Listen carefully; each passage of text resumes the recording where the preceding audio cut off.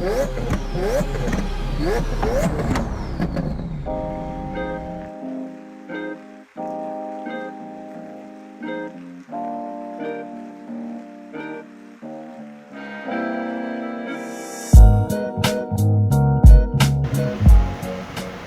what are we doing today? Baseline pulls, 2014 High Country, 5.3. I think we put 85 octane in it. 85 octane, 100% stock. Doing some baseline pulls, seeing what it makes. And then Steven's going to tune it and see what difference we can make with 100% stock truck. Technically, I'm tuning it right now. I'm just turning off the speed limiter, so make it fair. So we hit the speed limiter in fourth gear. Yeah. So typically, the closer you get to a 1-to-1 gear ratio, the more horsepower to make. We're able to make a full pull in third gear. I want to try fourth, even though it gets the mile per hour up pretty high. I just want to see. We might let off a little early depending on the speed, so we might end up using the third gear pull as the reference.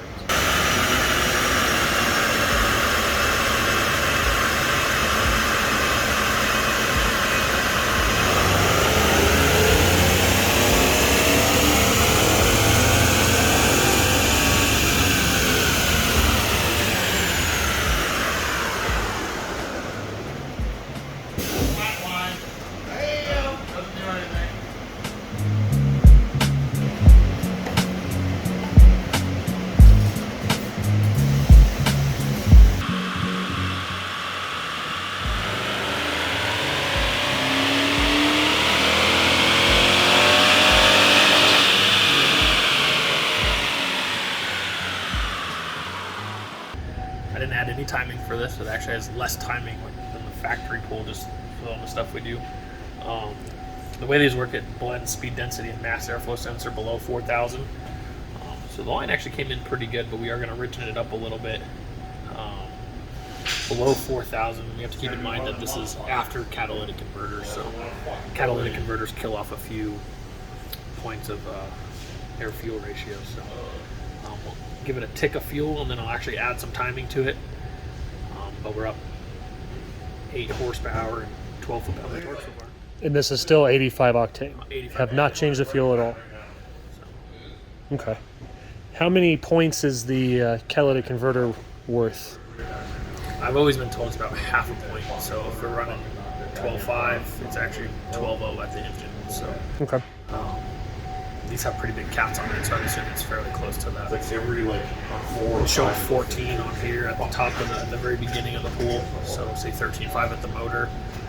NA with the DI, it's a little leaner than what I want it to. It's not unsafe. So we'll trick in a little fuel, add in a little timing, and see if it picks up anything. I thought we didn't add time. I didn't on this one. All right, so what do we do with the last pull, and what are we doing now? Since we had a pretty good baseline, I'm playing with cam timing. So on that one, I advanced the cam 2 degrees. I didn't like it, so I went back to the stock table, and I'm going to retard it 2 degrees and kind of find the best of both worlds and see where it likes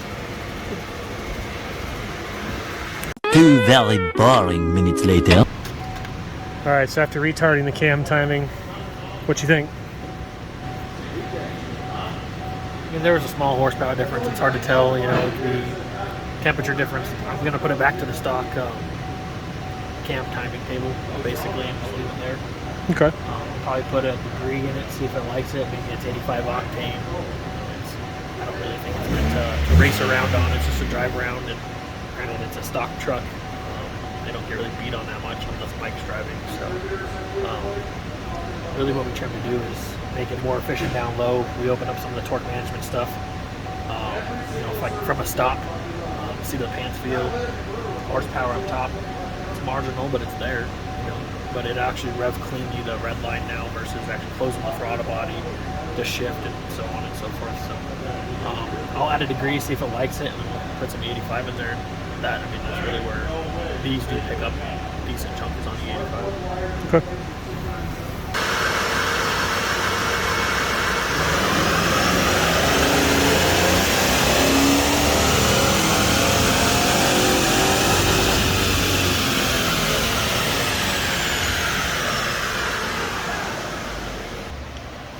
Make more power, more download.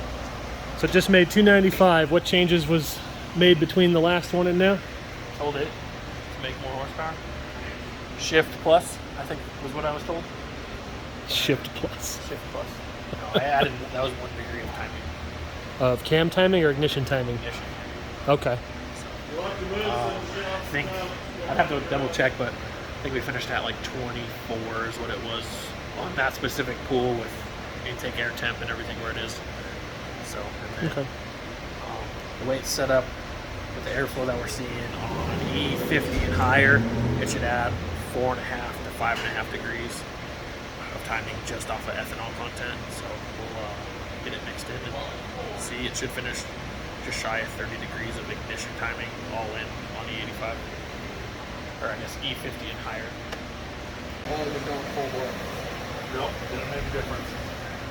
It did for me. I wasn't talking about making a difference. Yeah, that's not what I was talking about, but There you go to the okay. bathroom. I need to change my underwear now. Well, I like the squishy feeling. Can you make eye contact next time you do it? Yeah, right? Oh, here we go. Put your...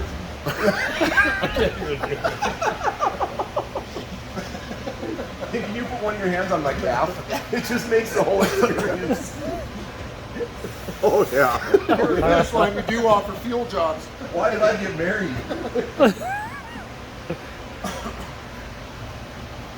We fill your tank and drain yours. That's right. We are a full service shop. So this is with a fuel change. 50.2% ethanol. Okay. Probably go up a little bit during the pool, but we let it idle for 10 minutes and then let it cool down for 10 minutes. Should be pretty close, but we'll see.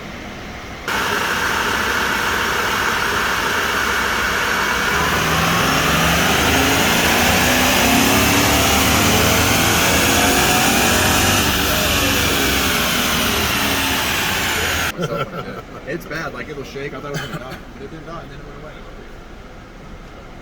That's just that hog ass cam that it's got, the GM performance cam. Yeah, Jim. Every dry coat. I just changed the plugs on Saturday. So there's ethanol content and alcohol content. So the ethanol content was 50.2 like we talked about. The alcohol content, which is what the computer uses to adjust timing, was only like 25% or something when I started the pool, and it got up to like 28. So I'm gonna reset the fuel composition and let it come back because it starts to add timing heavily after 50%. So Okay. I didn't really add any timing during that pool. I saw like a degree or something like that. So I was only at 24.5 up top. So this next pool should pick up 6 or 7 more. Pretty significant power difference for not moving the timing a whole lot. Yeah, the direct injection really likes ethanol because it cools the cylinder. So if you get the injection timing right, it does a really good job at it. If it like an LS car, naturally aspirated, I think E85 is a waste of money. You know, it's not worth the 5 or 6 horsepower to do it. You know, but these ones on the stock truck, you know, pick up 10, 15 horsepower on just ethanol alone. It's a big change. And on a stock truck like this, when you go to E85, it burns, what, like 20 to 30% faster? Yeah, they say it takes 30% more fuel or something like that, but just to give you an example, my ZL1, I pretty much only run it on ethanol between 50 and 80%, just depending what's at the pump. And Rocky Mountain Race Week, I drove like a total of 1,100 miles, and I still averaged over 18 miles per gallon with the racing included. So if you get everything dialed in right, you can make it pretty efficient. A lot of people that have like boosted setups, depending on how you scale the injectors, it doesn't, you know, the instrument cluster just basically judges fuel mileage off of injector duty cycle. So if you have big injectors and the injectors are barely working, people think they're getting 30 miles per gallon, you know, driving down the street in their 800 horsepower Corvette, but it's just, it doesn't know any better. So the cluster actually has the injector size programmed into it separately from the ECU. Yeah, I believe that's how it's all calculated off of how much injector it's actually using. These ones have big injectors from the factory, so you don't really ever have to do them. There's like Mike wants to supercharge this.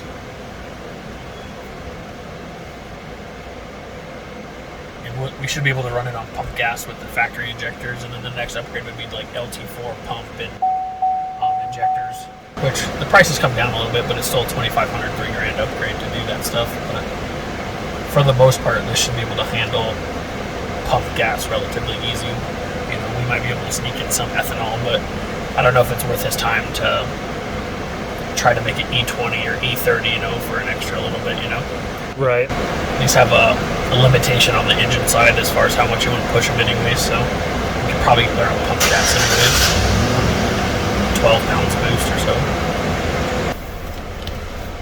Alright, alcohol percent's at 49.4. All right.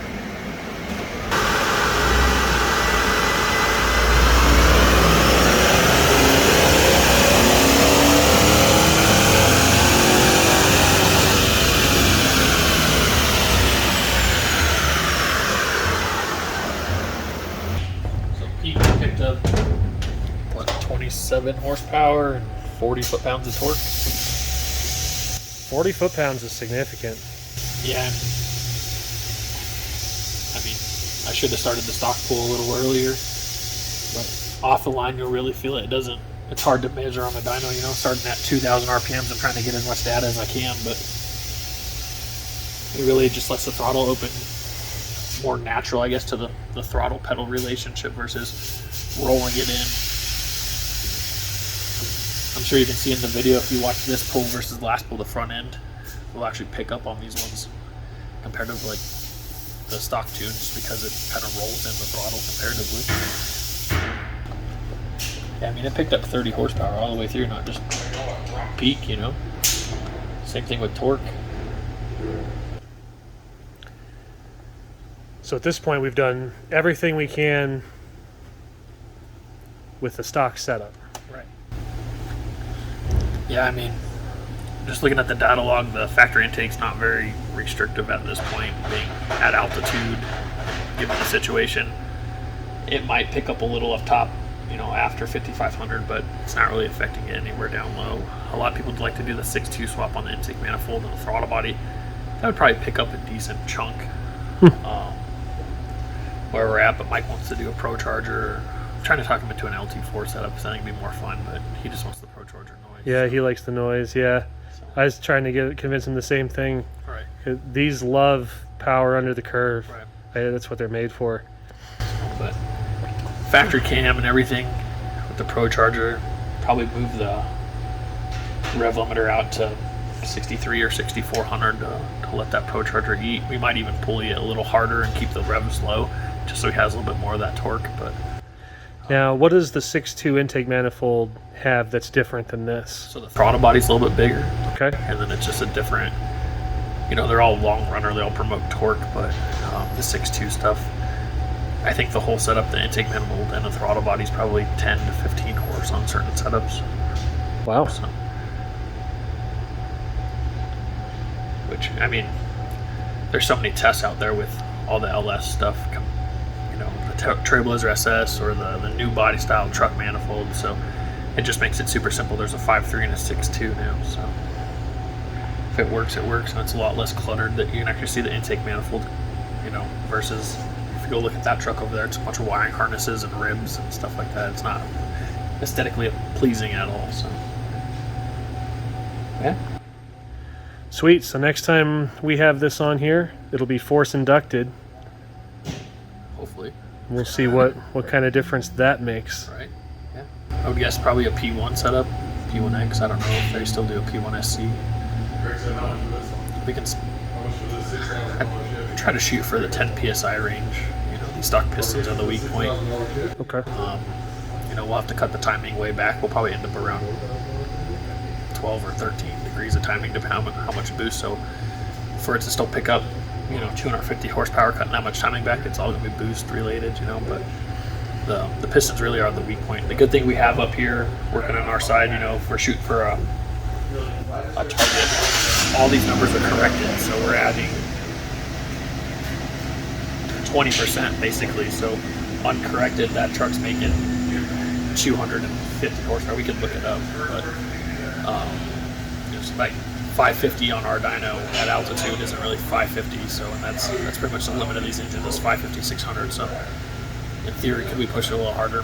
We probably could, but if it makes 600, you know, keep in mind it's still 600 corrected versus 600 uncorrected. So what breaks on the stock pistons? Is it a ring lands issue or like a wrist pin issue, or? I think it's the piston itself. I don't think they pitch their rings together and pop them off. I think they just have they just can't tolerate any detonation at all. So you just have to baby the shit out of them. And I know a couple places that won't even tune stock forced induction, like non-LT4 stuff. So if it's the 5.3, the 6.2, the LT1, you have to do a piston and a rod combo. They won't tune it. So, which, I mean, they're just trying to keep liability off of themselves. So that's why we really have to be conservative with it. So I've done a few. Fortunately, I haven't had any issues with it, but no one's perfect. So you just try to be as nice to them as possible. You know, all it takes is one bad tank of gas. So especially when you're on pump gas. Yeah, and conditions vary widely. Ethanol content, I've noticed, varies widely from fuel station to fuel station as well. Right. So yeah, we're lucky that this truck has a flex fuel sensor. So running ethanol would just be a little bit of a safety factor if you can find a place that has the 85 and 91 and run a slight mix if we have the fuel system for it. You know, it just adds a safety factor to it. Maybe I can talk them into a meth kit or something. The cooling and the octane, it just keeps everything safe. Good deal. Mike, go drive it. How many more horsepower did it make? 17 Total? No, it made 27 total and 40 foot-pounds of torque total. Dang, that's pretty good. Hey everyone, thank you for hanging out with us today. If you have any questions, comments, concerns, or suggestions, be sure to hit that comments box below. And if you enjoyed this project, be sure to hit the subscribe button and ring the bell, because we're building this truck out right now, and there is much more coming soon. We'll see you next time.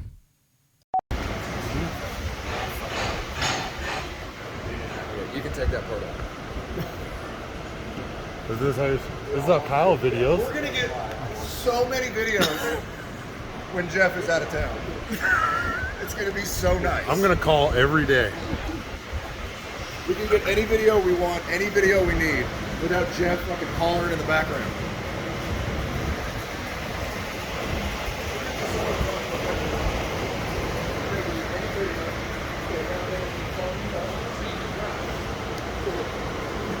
Dude, no, don't do that. Dude, your nose looks like it's like that long. Well, yeah, when you sit there. No, like the way you turned his face and had his nose up.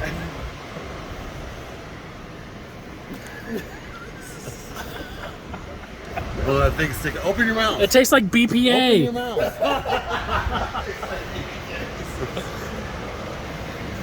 Greg! How do you zoom in? You have to actually hit the... What? What kind of shit is that?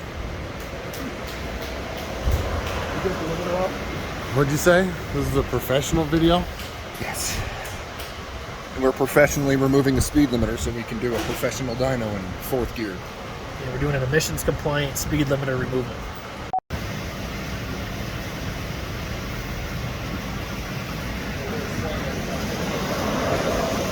As soon as he gets the camera back. Explain to the cameras what we're doing here, Steven. Less fuel, more timing. That's how everyone makes power, right? Why not more boost? Well, about that. We can drive to Las Vegas with you and get more boost. Is that the full Kyle right there? Jeff, go away. I have to fart.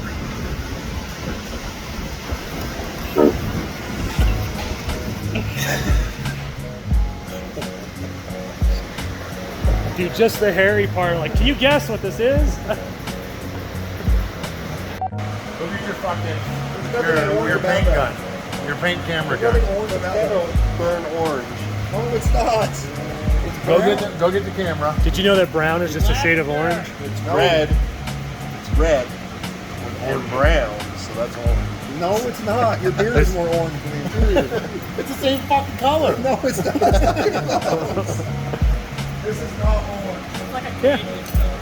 Yeah. That's not orange. Even if it is orange, I still love it. Yeah, if you pull up the color wheel on the computer, there's no brown. You have to go to orange and then like all the way to. Plum truck sideshow. Listen, it's okay if it's orange. It's not, though.